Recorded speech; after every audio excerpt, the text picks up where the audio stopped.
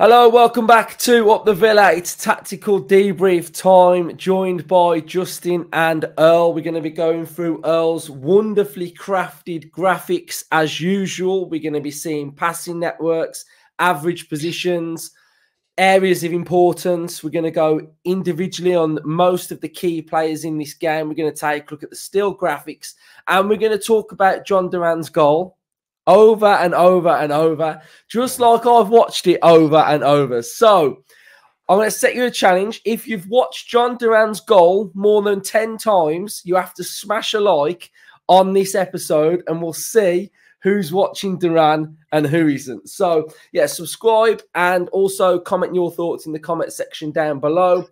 Earl, a victory, another good performance. So how are you feeling as a whole, having watched Villa beat Everton? Yeah, well, I'm tired. Struggled to sleep last night. Just the excitement. What a game it was. What a way to win it with that goal. Yeah, it was just it's just a mental goal to win it. But there's so many pleasing aspects of this performance that really sort of just fill me with that sense of confidence in our team of how good it is. You know, we are a very, very good team. You know, we're sitting third in the league as things stand. And the biggest thing for me that I took from it was the crowd and the atmosphere and the sense of we go 2-0 down. There's no panic. There's no drama. Everybody's just like, it's fine because we will find a way. We will get the next goal. And I just felt really confident when I was at Villa Park, when I was watching. And yeah, you're 2-0 down and it's disappointing. And you're thinking, you know, I don't want to be 2-0 down. But I just felt like everybody now understands how we play. You know, just those little sort of like intricate passes if we have to go backwards. And I just felt like, you know, fair play. Everyone's fully on board. So great stuff. Justin, your sort of thoughts today? How are you feeling? Over the moon. Absolutely over the moon. Yeah, I think Emery alluded to it about the fans, didn't he? That they don't panic. They understand what we are and how we play. There was no, real concern. I mean, I wasn't really concerned at 2-0 down. It just shows you how far we've come, doesn't it? I mean, it wasn't that long ago we were like an Everton side where we'd go 2-0 up against one of the top sides and we'd get, beaten 3-2. And I think that just shows, when you are a very, very good side, which we are now, that these sort of going behind in games isn't always the end of the world. And I think fans understand that now, that we possess quality in really, really important positions. And as long as we keep going and don't stop believing that we can get the goals and score and get back into games, then I think we can turn around loads of these games, when and the quality that all the teams in the Premier League possess. Showed yesterday, Dwight McNeil, he's a good player, give him a chance, and he buried it. And I thought before that I was a little bit critical in the moment of Martinez, but it was a great finish, bottom corner, really difficult to sort of do anything about it. So don't panic, we're fine, and we're a good team. So great day, great goal. Yeah, it was a great day. It was really good. Just got to keep saying great goal, ain't you? Well, yeah, but I mean, it was anything of it. It was just a great goal, wasn't it? Right, so Earl's been busy. And I've got to say, Villa fans, there is a lot of good in this. There is a lot of good stuff that is about to come out of Earl's mouth. So, Earl, take it away. Passing network. Talk us through it. Yeah, well, it's a lot more passes than usual. We had a lot more of the ball. I've gone with kind of the second half lineup of putting Barkley in there in the 11 this week rather than Onana, just because of that impact that he had when he came off the bench. But yeah, like I say, you can see from the network there, those of you who've watched the debriefs that we've done so far this season, there's a lot more passing links in there and all over the pitch everywhere. A lot of those strong links, and you can see from the top combinations there on the right hand side, when we're looking at these, it's usually 15, 10, 12, whatever. We've got Torres and Tielemans there, 38 passes. It's just pretty mental. And then Barkley as well. Tielemans to Barkley 22 times, and that's obviously Barkley came on the second half. That's just in the second half there. So yeah, a lot of the ball, a lot of passing. Yeah, and I think the big one here, well, the main one is Torres Tielemans. That's a Torres pretty much a forward pass as well. Like, it's not just a nice little cushion one to Konsa every 5 seconds. It's like into Tielemans. And I think if you look at how strong that left-hand side has been, you know, you've got Torres into Tielemans, we've got Torres into Digne, 18. We've got, you know, Ramsey's left-hand side to Tielemans, 18. So, you know, there's some real big ones there. And I think you'll find this now from the average positions is that look at how many Villa players are in the opposition half for the average amount of time of the game. So what do you take away from this one? Yeah, just like you say, really, really high up, really camped in their half, and that's, you know, it was for all to see in the game. Really, we kind of dominated and had that territory high up the pitch. Yeah, I think it's good. I think the slight little thing that I've got is that, and I think this now looking back, it might be because he's protecting Bogard a little bit, but I think when I watched the game, I felt like McGinn was very inside as opposed to being on that sort of touchline, offering that width. And I think that's just an area that I think we really need to just get right, because I think that Bailey position is so specialised. It's so specialised because Bailey is probably the only player that can do it. And I think because McGinn's having to be versatile and play sort of on the right, which I don't think is his position anyway. I think he's more of the left side, and then I think he's more of like that. He can play that sort of Rodgers shadow striker role. But I think we've kind of moving forward, we've got to get that position right and what we want there. Justin, when you look at these average positions, do you notice anything, or do you feel like it's standard Villa? Yeah, well, I think it just feeds into what our eyes saw yesterday, and Everton. You know, they were a bit tentative in the first few minutes. All right, they got the 2 goals, which you could argue were against a run of play.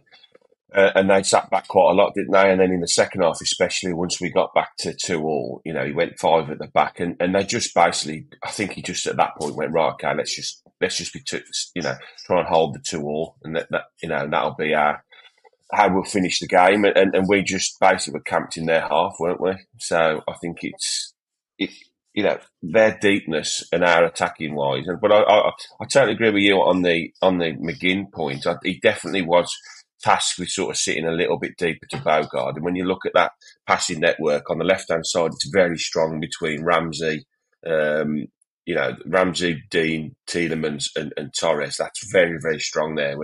I'm surprised how weak the passing network is into Watkins, to be honest. You know, the midfield and back four definitely, you know, are all probing, and it just, I suppose that feeds into that Watkins was just sort of running along that front line, trying to look for gaps and spaces. And because they were sitting so deep with sort of 9-10 men behind the ball, we were just trying to open them up. And it was a game of patience, wasn't it? And I think eventually our patience outdid them, didn't they? Yeah, I touched on Barkley's influence, and I know me and you were talking last night, Earl, about the second half when McGinn's position was a bit better because Barkley was able to just dictate play. So I think we can kind of see this from actually McGinn's average position in the second half, that he's more advanced, and he's not wide, but he's a lot higher up than what he was in the first half, wasn't he? Yeah, absolutely. I think Barkley coming on really unlocks that right-hand side of the pitch, and especially McGinn.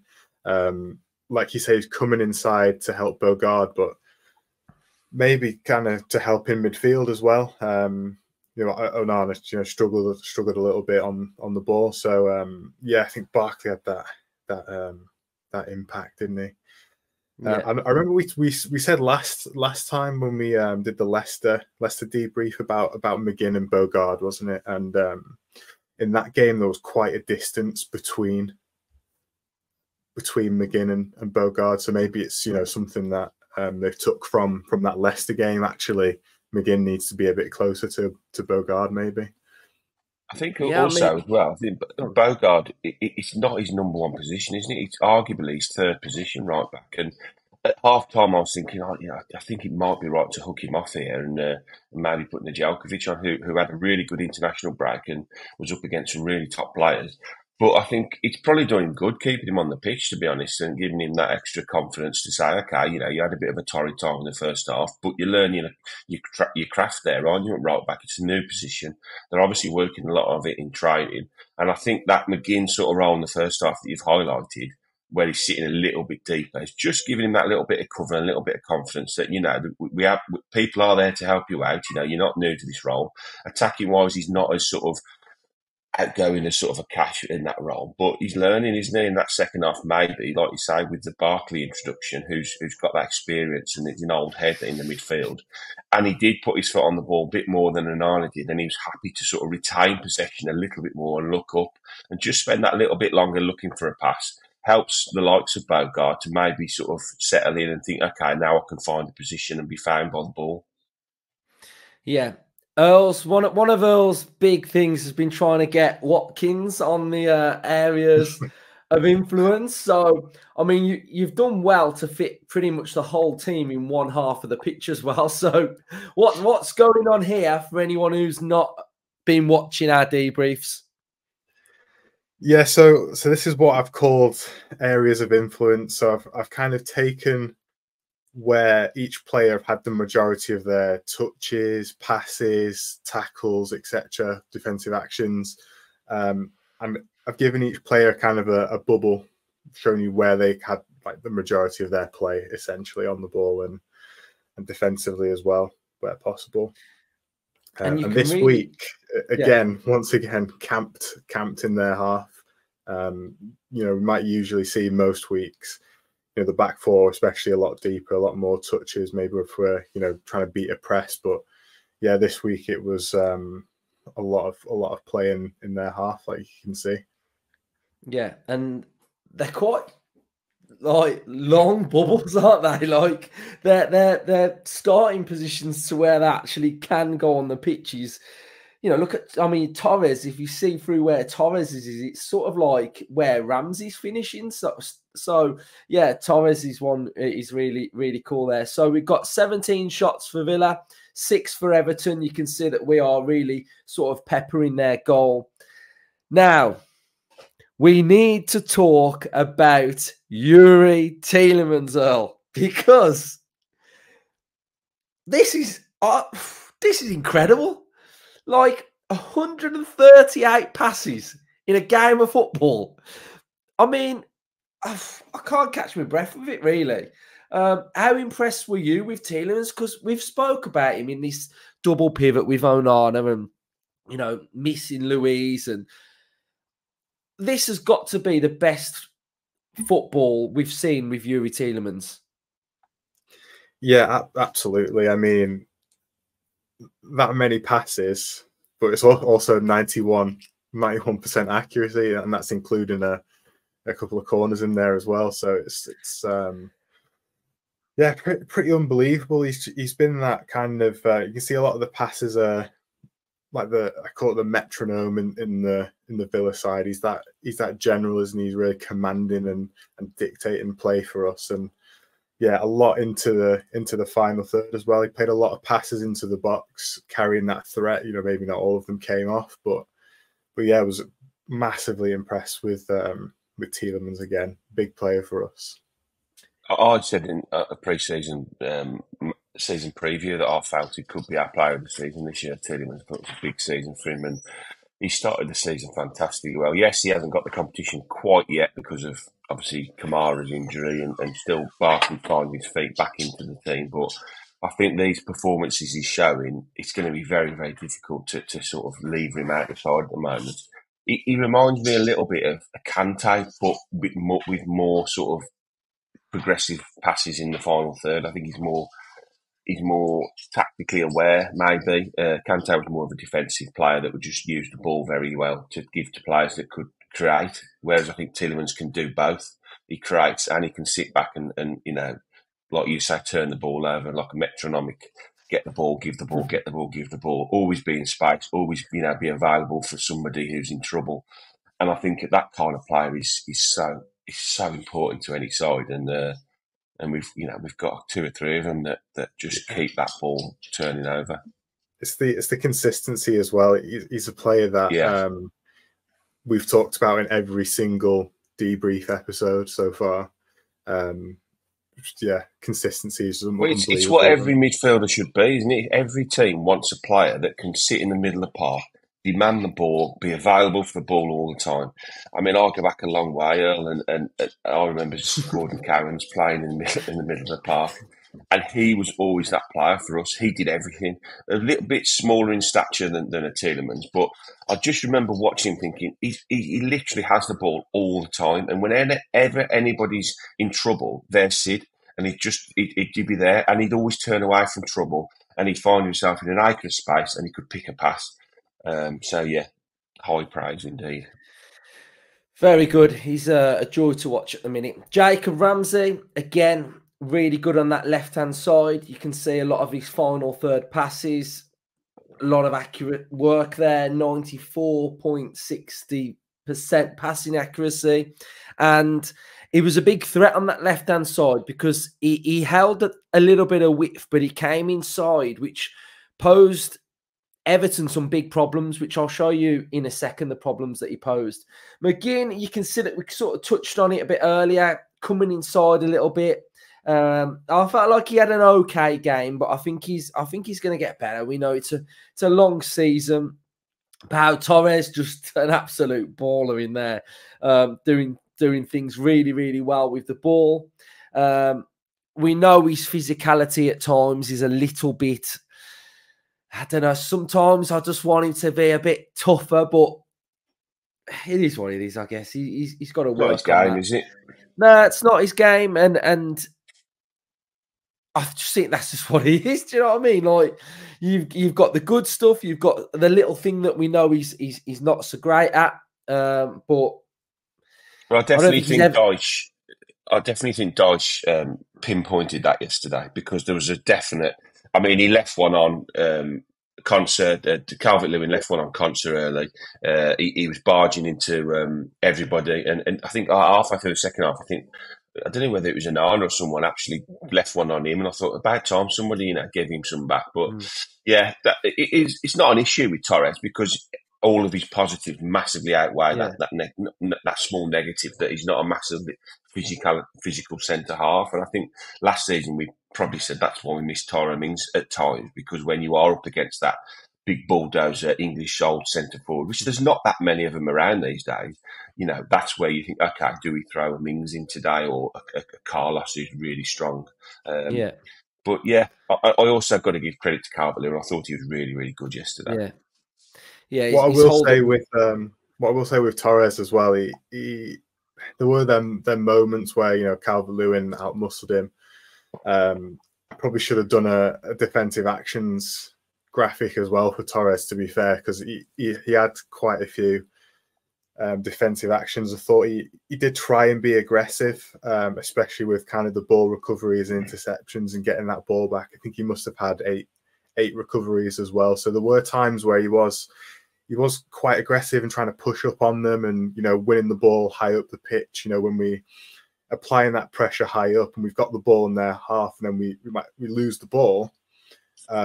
Torres was one of the ones, and a few others as well, who won the ball back quick, especially in the first half. But yeah, there were them few moments where didn't have that physicality. But like you say, it's not really his game, is it? No, I think it was for their free kick that they scored off. He sort of got in front of Torres, didn't he? And then they sort of had a bit of a moment on the right, and then they won the free kick. And it's just like those sort of moments. It's not like we conceded like loads of goals from Pau Torres sort of not being strong enough, but just that little action just kind of led to it, sort of thing.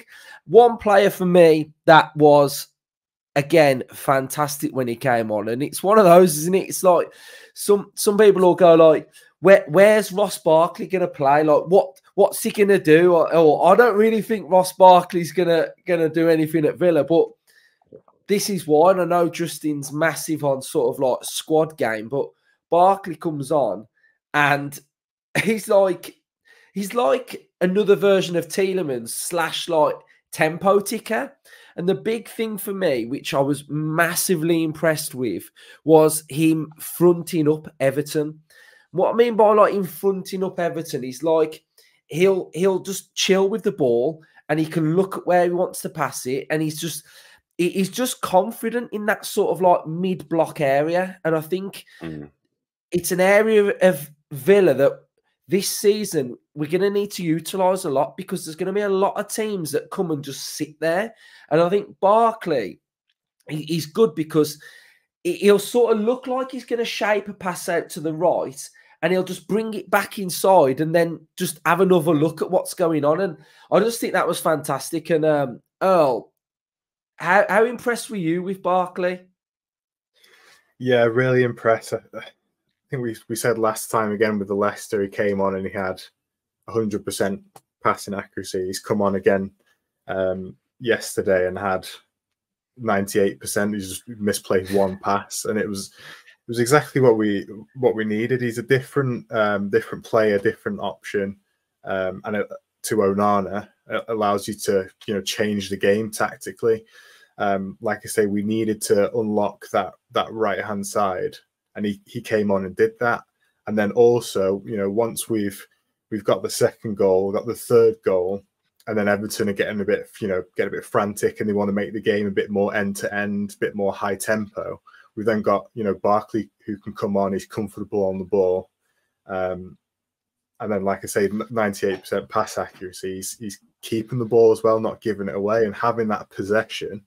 When Everton are trying to make it high tempo and get back into the game, just taking the sting out of it was big as well. So yeah, really impressed with Barkley. What I was interested in seeing was when he first came on and the second half started, Everton were trying to push on to him and engage him quite quickly when he received the ball.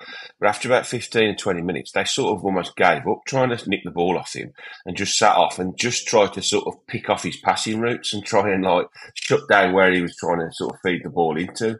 So I think his impact on the game was, and I think probably what led to them going 5 at the back, because trying to put more bodies in between, like where he was picking the ball up and where the runs were trying to come from Duran and from Watkins. So I think he did definitely have a big impact on the game, and I think it could be the signing of the summer for the money we paid for him. Yeah, he's just going to have an important role. Like his role's going to be so crucial, because we've seen in the last 2 games then, Leicester came on, was fantastic in getting the victory. And again, he's come on again. And what a coincidence that when we make subs, they all have an impact on the game. Barkley comes on, impacts. We have Duran comes on, and it's not even an impact anymore. You may as well just say, right, go and win it then. And then, Maatsen, and we've just got so much quality that comes on and just does well for us. It's I mean, he technically got the assist as well, didn't he, Barkley, for the Duran goal? He just kind of laid it off to him and hit it. That's a great assist, 2-yard pass into a 30-yard screamer. Barkley, fantastic. For a player in his latter years of his career, we've seen this since Premier League sort of began, that a lot of these top players, that as they get older, they just sort of withdraw a little bit into sort of a deeper lying role. And because of his football intelligence and his ability on the ball and his key attributes, he's a great passer of a ball, isn't he? But he's got a decent physicality as well, hasn't he? So I think he really, really suits that role. And I think he probably took that move to Luton and somebody to say to him, you're not that sort of really attacking, centre midfielder that can attack people. And he can do that still. But just sit back, look at what your real strengths are, and learn. And that year at Luton has sort of developed him into a really, really important player in that position now, and we're going to benefit from it. Well, I mean, he comes on, and it's like it's a dream for a player, isn't it? That you've just got a defense in front of you. You're going to pick up the ball loads of times. Just pick your pass. Keep picking your passes. Keep getting your touches. Exactly. Keep moving it around. It must be an absolute dream for Barkley to come on. And with the greatest respect to Luton, he's coming into a team full of absolute quality footballers, so everywhere he looks, there's people making runs and there's people creating space for themselves. He'll lay it into Tielemans, have it straight back, go to Pau Torres, have it straight back, turn, look. Got runners running all over the shop for him, so it must be an absolute dream come true. And you can see why he probably jumped at the chance to come back to Villa.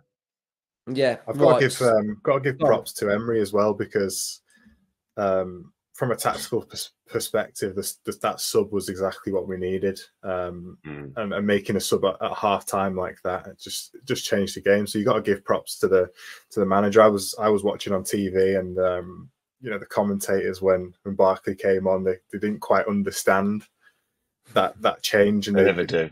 Yeah, they wanted kind of like a more attacking change, but yeah, it just showed the tactical levels of Emery again. But he was the key to unlock the attackers on the pitch, wasn't he? That was how Emery saw it. The players were there, and about halfway through the second half, I was sort of thinking, I really want attacking changes in now, because I think we need to turn this game around. And then I sort of sat back and I thought, and this is what I suppose we was talking about at the start. I just didn't I thought, right, okay, now he obviously knows that the attacking threat's on the pitch now, so we've just got to let it unfold and let them pick the pockets of Everton, which eventually they went on to do. 100%. Yeah, right. Let's get into to be fair, it was first on Match of the Day. And interestingly, Match of the Day had us playing in a 4-3-3 formation, which is, I've got to say, it's probably one of my biggest bugbears in football. When like Sky and BT and Match of the Day always put the graphics of your formation and it's always completely wrong. It really annoys me, because I'm just like, it's not hard to sort of understand what formation we're playing in and where they're going. So what we're going to do is I'll fly through a couple, and then the bigger talking points we can really pick up on. So we're going to go through pretty much the whole game. So we've got Onana losing the ball against McNeil, and I think it's one of them in it. It just happened to be Onana that dwelled on it, and it was Onana that lost the ball. And then we've got McNeil breaking. Justin, you said you felt like, having watched it, Martinez wasn't really at fault. I kind of feel like he might have been a bit, Really? Yeah, I just think the angle there, I think he should get down to that. Right. This was my thinking. When I saw it, and looking at that now, you're thinking there's no way in the world Martinez should be beaten from there. But I think maybe at worst, he's probably a little bit too far to his right. But then I think you've got to give credit to McNeil, who's hit it very, very early. And he's hit it through, a couple of three legs. And I think the best angle I watched on last night on Match of the Day was the one from behind the goal. And there's no other place where he scores apart from literally just inside that far post. So I think he takes a turn, looks inside, and he hits it very early. At that point, Martinez is probably a yard too far to his right. He hasn't got time to set himself and look. I think if he just even a split second longer, Martinez might readjust his position slightly to the left, thinking, right, if he shoots, I need to cover the whole goal here. And I think it's one of them. I think he just hits it too early, and it's just perfectly placed in the bottom corner. I mean, there's not a lot of pace on it, so he hasn't been beaten by the pace. He's just been beaten by the accuracy in the bottom corner. So I'm a little bit 50-50 with it. I think Martinez would think he's disappointed to be beaten outside the area by something that's been hit not that fast. But overall, I think you've got to give credit to the striker sometimes. Oh, where are you? Save or no save? I'm going to be the one that's sitting on the fence there, because I think you both got like good points. Like, it's a harder save than it looks. As like you're saying, Justin, it goes through kind of Conte's legs and Tielemans' legs, and when the shot's like that, you see it late as a goalkeeper. But then, like you say as well, I think Martinez himself will have wanted to do better with that. When I watched it, I thought he's got to be saving that, but yeah, is what it is. Yeah. So we're 1-0 down. Shortly becomes 2-0 down from a set piece. And yes, Villa fans, I'm annoyed that we've conceded from a set piece. Right, but there's one thing to note. Well, there's two things to note. And the first thing is if we have a little look here now, we can see that we've got quite a good line. Our line is pretty good in there. Apart from Tielemans, who comes round to sort of block. Is it Tarkowski in it, Earl? I think it was, yeah, but yeah. So Tielemans comes round and then sort of just his leg, when he's doing this little blocking move, he's just allowing Calvert-Lewin to then have that run and become onside.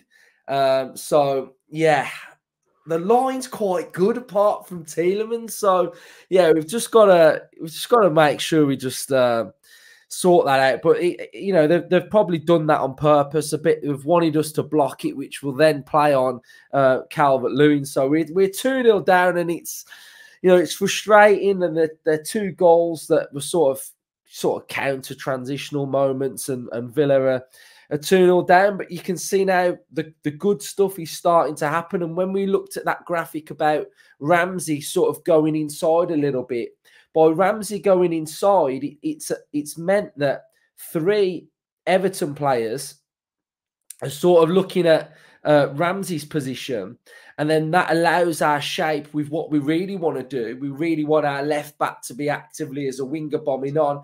Onana plays a beautiful pass to Luca Dean. We've got Luca Dean, we've got Watkins, we've got Rodgers, we've got McGinn, all in sort of that advanced line, making up that front 5. If you'll put Ramsey in there as well, it's a really nicely worked goal. We can see that we've got Tielemans that's sort of just screening. We've got Pau stepping up into his own half. We've got Bogard in his own half as well. So, the actual shape for this goal is really good. It's probably an underrated goal that goes in as well.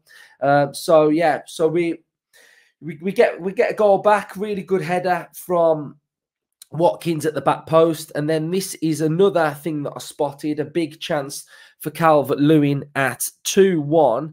And Konsa was fuming a little bit with Bogard because, as you can see, when he's going to be played onside, it's Bogard who is not stepped up a little bit. He looks like he's sort of the deepest player. So I think we've just got to really make sure we're watching our positions there. We then have, this is something that I really spotted with Bogard, which I think is really good. And I think this is something that I noticed in the game as well, that when we're sort of camped in our shape, when you're watching us now, you can start to see these little runners just appear from nowhere that sort of just bring out the shape of the team as well. And what's happened is Bogard's gone into more an advanced area, and he plays this beautiful little pass into Morgan Rodgers, who should probably bury it. He should score, I think. But yeah, I just wanted to highlight this position of like the right back sort of stepping inside. And this was a really good moment. I don't know whether anyone else spotted it, but I thought this was pretty good from Bogard.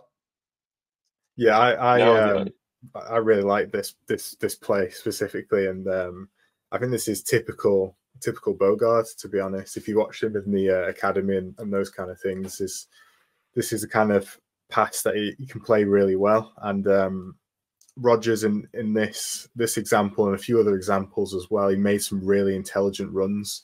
But yeah, just needs to get that bit on the end of those runs. But yeah, good play. Yeah, I mean, because the easy pass is out there, I guess.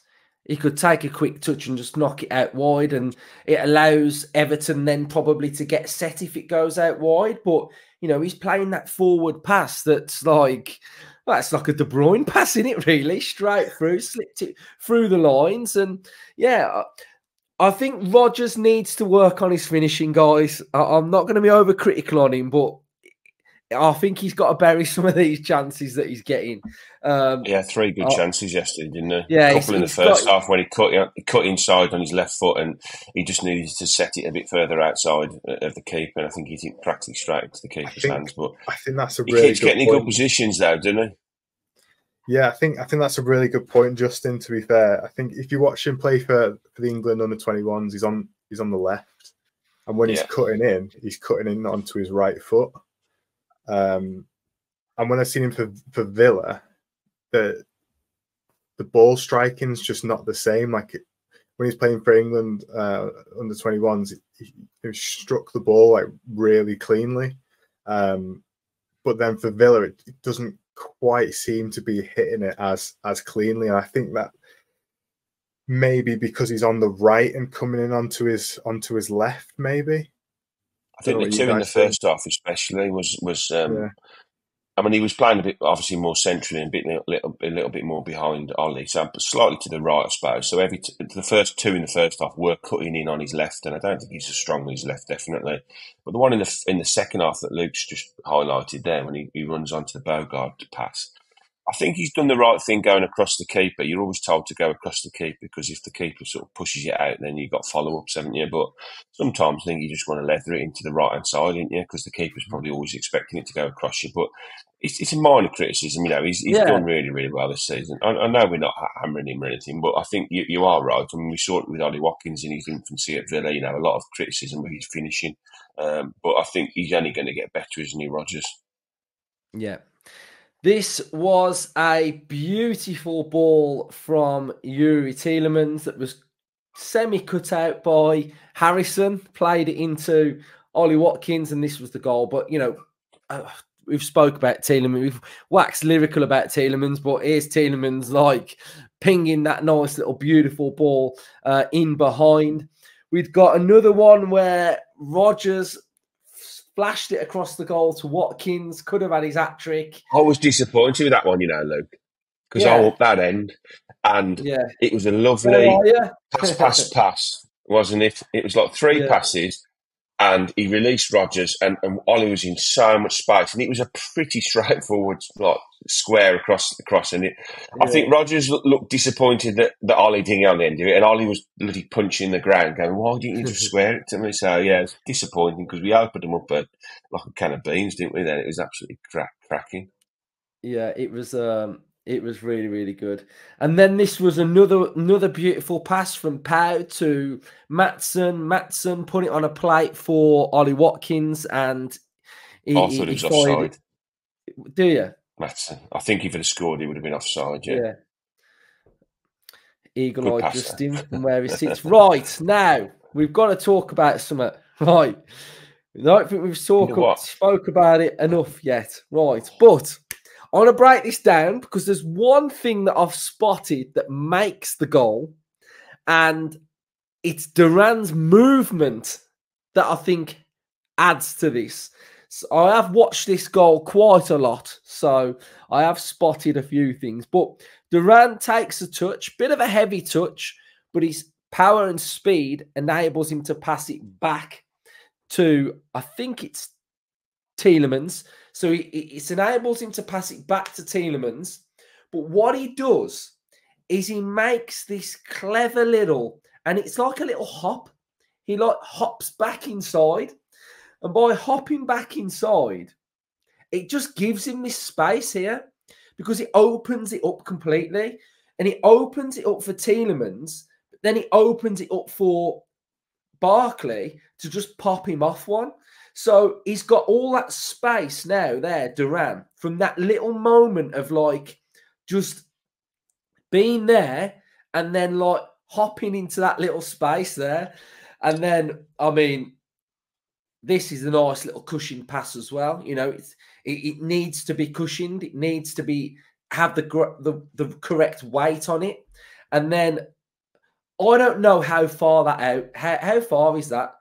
Because 30-something. It's the longest strike of the season out, apparently. 30-something foot. No, 30 yards out, I think it is. It is an absolute rocket from there. Like, I just can't believe it every time I watch it that it's gone in and he's hit it, and it's the power on it. Like, Earl, how's he done that? Is it just Duran or what? Yeah, I think the way Barkley laid it off to him, and you can see in this picture here, he's shooting, and if a player's shooting from that kind of distance, you might have some of the teammates just like throwing their arms up, like, why is he shooting from there? But I think everyone he must do this in training. I don't know, because everyone seems to be, Well, I mean, look at Watkins is on the run now. Like Watkins must know what's coming, because Watkins is going in that direction there. So I think we've seen this a few times from Duran, ever since he come to Villa and we saw him make his debut, he always seems to have this. I've seen it loads of times when he's just been ridiculous distance out and he just hits one. And this is the first one that's gone in the top corner, but it's an old school skill. I think Match of the Day highlighted it. Like, you just do not see these kind of goals very often these days. With the advent of tiki-taka and, ball retention and, playing through the lines and all these things that are now football, there's still nothing better than just being aware of where you are on the pitch. The game has unfolded. He's turned. The ball's been rolled into him. He's realised he's got space around him. He just looks up and thinks, sod it, I'm going to put my foot through this. And that's what it was. He just fancied it. He just, for a split second, it was in his head. He looked up. No one was near him. I'm just going to absolutely leather this and see what happens. And it flies in the top corner. And I hope there's a few more he's got in his locker for this season. But you know what else is key?